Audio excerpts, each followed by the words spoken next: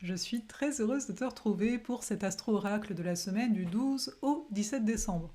Petite anecdote, c'est la deuxième fois que je tourne cette vidéo parce que la première fois, comment te dire, tu te rappelles sur les écrans de télévision quand il y a du, je sais pas comment on appelle ça, quand l'écran est complètement trouble, tu vois rien. Ben voilà, ma vidéo c'était ça. Je n'ai pas compris. En même temps, Mercure va passer rétrograde, donc au moment où je tourne cette vidéo, il est déjà sur les degrés sur lesquels il va revenir. Mais voilà, donc ça promet. J'espère que tu vas bien de ton côté. Avant de voir les énergies de la semaine en tant que telle, je voulais revenir sur la semaine dernière pour savoir si toi aussi tu as vécu des événements de confrontation ou des accidents. Parce que bah, ça a été mon cas en termes de confrontation et c'est vraiment venu jouer sur de l'injustice en fait. Voilà. Donc voilà, ça va très bien avec cette nouvelle lune du 12 décembre hein, qui commence cette semaine. Et j'ai entendu pas mal de personnes qui ont vécu des accidents assez importants. Et voilà. Par rapport à ça, au niveau de ce qu'on a astrologiquement parlant, moi ça m'a beaucoup fait penser à ce Mars-Soleil en Sagittaire, surtout Mars. Mars, il n'est pas en lien au Soleil en Sagittaire à chaque année. Il y vient tous les 2 ans, Sagittaire, donc là c'est assez exceptionnel en tant que tel. Et puis comme dit, hein, on s'en est parlé il y a 1 ou 2 semaines, je ne sais plus, il y a eu la conjonction pile Soleil-Mars qui marque quelque part le début du chemin par rapport au sens qu'on va donner à notre vie, mais surtout, parce que ça se situait en Scorpion, à quel point on se met face à nos insécurités, à quel point on va persister, c'est-à-dire mettre notre énergie, notre concentration envers des désirs qui nous correspondent réellement. Donc on est comme dans un processus de forte transformation, d'autant plus, hein, je le rappelle, que Mars gouverne le nœud bélier, et donc il y a vraiment cette recherche d'équilibre entre soi et l'autre, mais donc déjà de savoir, toi t'es qui en fait, d'une certaine façon. Donc par rapport à ça, au niveau des confrontations, des attaques en fait que tu as peut-être ressenties, ou donc des accidents vraiment physiques ici, quelque part ça vient nous parler de la séparation qu'il y a avec nous-mêmes. Donc plus je suis séparée de moi, surtout quand c'est des choses en lien au corps, plus la chose peut être forte au niveau du corps pour me ramener.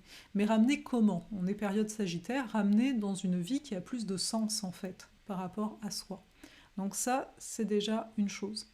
Autre chose, personnellement, je me suis sentie pas mal fatiguée la semaine dernière, avec de la difficulté à être en concentration. Et je sais qu'il y en a pas mal qui ont besoin de repos. Alors on peut dire bien sûr c'est la fin de l'année, c'est l'hiver, oui, mais n'oublions pas que nous sommes dans la phase décroissante. Hein. La phase juste avant la nouvelle lune, c'est une phase où les énergies nous intiment d'être un peu plus, alors là en mode Sagittaire peut-être beaucoup plus ermite, donc beaucoup plus à se permettre, pourquoi pas, de prendre un livre, de se poser tranquillement avec soi-même.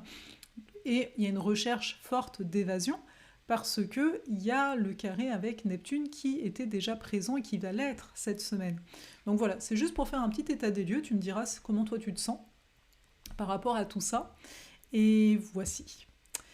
Alors, par rapport à cette semaine, donc déjà elle commence par la nouvelle lune, hein, le 12 décembre, en Sagittaire, donc c'est une nouvelle lune, on a le soleil et la lune au même endroit, Mars aussi, carré Neptune, j'en parle dans la vidéo, donc là je ne vais pas aller dans les détails du tout, mais il faut voir que cet aspect, le carré à Neptune là, nous suit toute la semaine, surtout qu'il va être précis le 16 décembre, soleil, Neptune, précis le 16.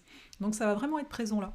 Et les périodes comme ça où Neptune est aspecté au soleil, hein, ça arrive régulièrement, c'est toujours des périodes où c'est comme si on pouvait un petit peu effacer l'identité qu'on s'est faite de nous-mêmes.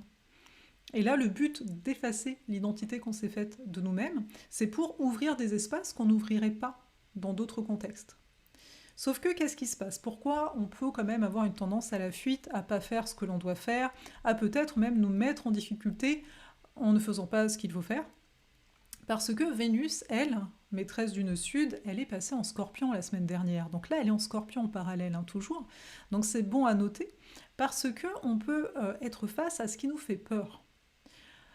On peut être face aussi à une nécessité, le côté Scorpion a un côté aussi très ermite, hein, finalement Scorpion, Sagittaire, Capricorne, un petit peu le même combat, hein, il y a un côté un peu plus dans la grotte, et donc c'est de comprendre que notre énergie, on a envie de se la garder pour nous. Sauf que, on le sait, on a des choses à faire, ne serait-ce que la maison, bon, le travail et tout, mais vous voyez, même les choses très anodines de se dire, bah oui, mais à un moment, il y a la vaisselle, il y a ci, il y a ça. Et là, on aimerait bien juste être avec nous.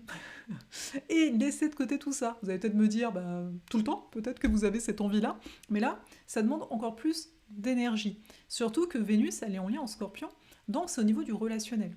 Donc comment moi je me positionne par rapport à l'autre. Et comme on est en train de se transformer, de plus trop savoir peut-être aussi où est-ce qu'on veut aller, ben se positionner face à l'autre, c'est moins évident, et puis peut-être qu'on sait, peut-être il y a des choses qui nous pop actuellement, on devient lucide par rapport à certaines choses, et ça peut être difficile de nommer des choses qui peuvent fâcher. Donc on peut être là-dedans. Et il se passe quoi cette semaine? Vous l'avez vu dans le titre bien sûr, le 13, on a Mercure qui rétrograde. Et ce Mercure qui rétrograde en Capricorne, il nous demande d'être au-delà de nos affects, hein. C'est l'opposé du Cancer, où on a pas mal d'émotionnel. Donc là, c'est comment je vais pouvoir m'exprimer en allant à l'essentiel. Mercure rétrograde, il nous fait toujours voir une perspective qui est propre à nous, n'oublions pas ça. On est peut-être beaucoup plus subjectif que d'habitude. Toutefois, c'est un Mercure en Capricorne. La différence d'un Mercure Capricorne par rapport à quand il est en Sagittaire, il va y retourner en Sagittaire, eh bien, c'est qu'il est beaucoup moins enflammé, beaucoup moins passionné, il est beaucoup plus réaliste. Donc là, tout le travail au niveau de cette semaine, du nouveau cycle qui va s'amorcer avec la nouvelle lune, c'est vraiment de se dire, est-ce que mes objectifs sont réalistes par rapport au temps que je me donne? Ça aussi, c'est de faire la part des choses. Parfois, c'est peut-être pas maintenant, mais dans un mois, ça marcherait très bien. Peut-être aussi qu'il y a tout un travail de désengagement, de détachement par rapport à certaines habitudes qui peuvent être présentes. Qu'est-ce qui te nourrit réellement actuellement? Quelles sont les tâches qui, en fait, bah, tu les fais, mais elles ne te nourrissent pas? Faire la part des choses avec les obligations, parce que là j'en entends qui vont me dire, bah, il y a telle chose, faire à manger, j'ai pas envie. Bah, en même temps, je pense qu'il y a un côté, bah, t'aimes ça quand même, te nourrir un minimum. Donc plus au niveau des autres choses. Là, je pense par exemple, hein, vu qu'on est dans le Sagittaire, par rapport aux réseaux sociaux, par exemple, à quel point tu y es, enfin combien de temps en fait tu y es, hein, tout simplement. Donc pour récupérer en fait de l'énergie, de l'attention pour des choses qui te tiennent réellement à cœur. Aussi, je peux avoir pas mal de personnes qui vont me dire, qui vont observer des schémas actuellement, de se dire, bah tu vois, moi j'ai tendance à embarquer, de prendre plein de livres par exemple, mais de en commencer plusieurs et pas en finir. Pareil avec les formations, pareil peut-être avec des activités, enfin vous avez compris le principe, et c'est de se dire, d'accord, mais est-ce que dans ces cas-là, tu ne t'es pas posé avec toi-même et de te dire, mais de quoi, qu'est-ce que tu es vraiment en train de fuir? Parce que finalement c'est une fuite, c'est, ah, j'accumule, mais je ne fais rien. Qu'est-ce que tu te racontes en fait? Qu'est-ce que ça te fait de te dire, bah, je suis quelqu'un qui a par exemple plein de bouquins, mais je les lis pas. Tu vois, comment ça te fait te sentir? C'est quoi que tu vas raconter sur toi-même? Donc ça peut être déjà intéressant.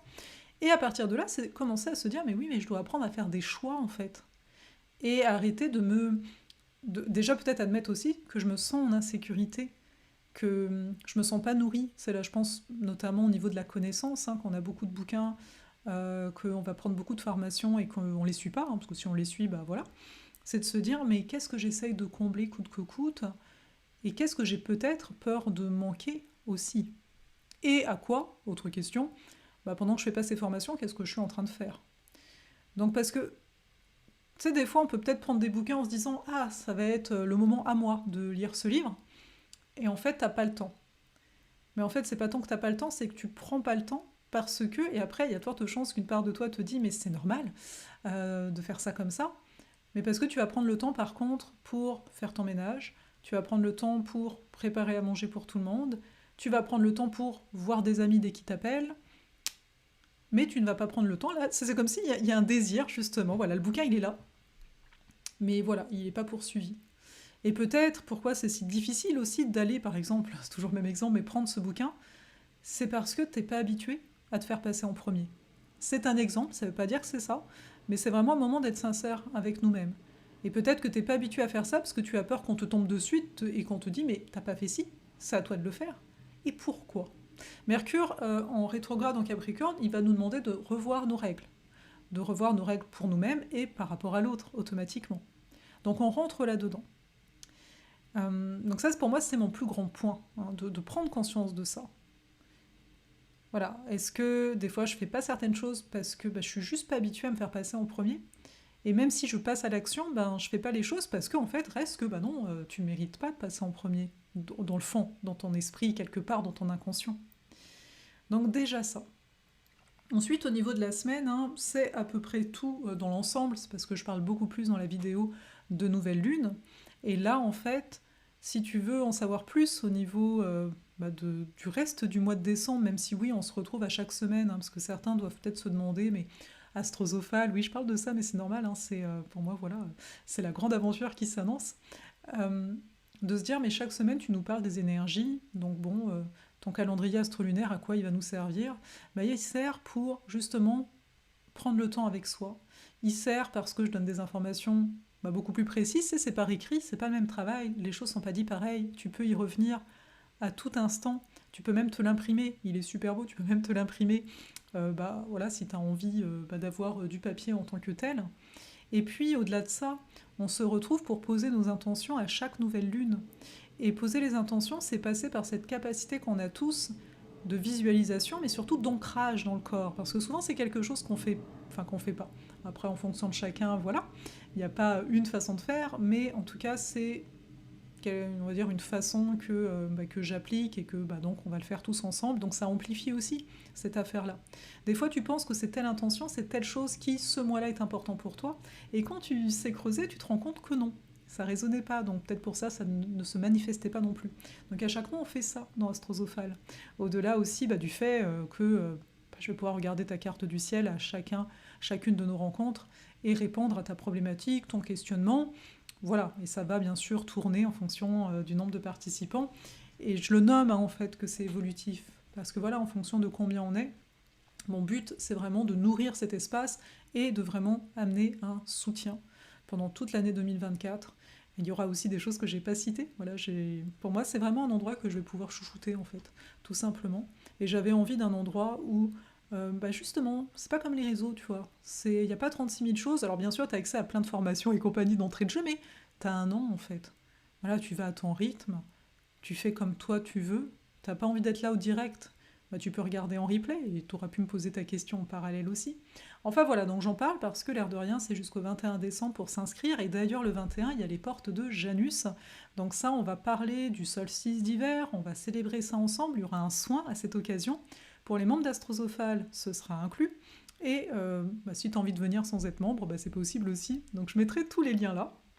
Et puis quand même, parce que c'est dans une semaine, si tu es à Montréal, le 16 décembre, en présentiel, je serai en compagnie de Lucie, qui va mener tout ce qui est mouvement somatique, tout ce qui est soins chamaniques. On va célébrer tous ensemble en présentiel à Montréal le solstice d'hiver. Donc moi, je vais présenter les énergies de 2024 avec un accent, c'est un angle de vie autre que ce que je peux déjà partager comme ça. Et il y aura aussi, on va même chanter, on va faire des bols, il y aura du tambour, enfin... On va célébrer dignement et surtout, le but ici de cet atelier en présentiel, c'est de connecter au ciel comme à la terre et aussi voilà, entre nous. C'est d'aller vers cette union qui est, je le rappelle, le thème d'Astrosophale de cette année, de la dualité à l'union. C'est pas pour rien, on est dans ces énergies-là. Donc là-dessus, je vais te laisser, je vais te dire à la semaine prochaine.